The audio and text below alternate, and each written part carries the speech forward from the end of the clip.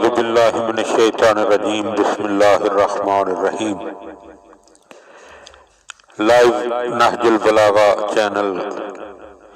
میں آج صاحبان کی خدمت میں گناہوں کے حوالے سے مختصر گفتگو کی جا رہی ہے، اور یہ تمام گفتگو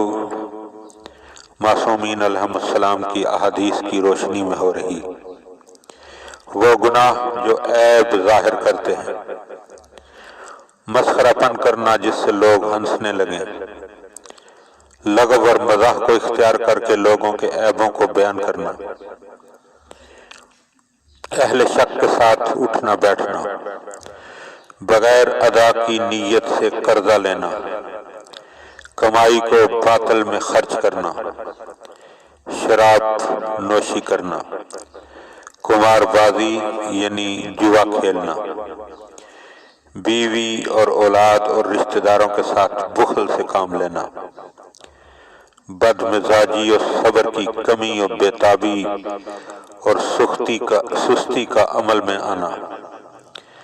اہل علم و دین کی توہین کرنا، یہ گناہ انسان کے عیبوں کو ظاہر کرتے ہیں۔ وہ گناہ جن کی وجہ سے دعا رد ہو جاتی ہے، بری نیت کرنا، باطنی خباثت نفس کا ہونا، قریبی دوستوں کے ساتھ منافقت کرنا، فرض نمازوں میں اتنی تاخیر کرنا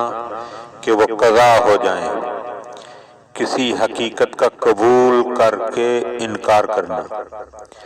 نیکی اور صدقہ کے ذریعے اللہ کا تقرب ترک کر دینا، گفتگو میں گالی اور فحش باتوں کا استعمال کرنا۔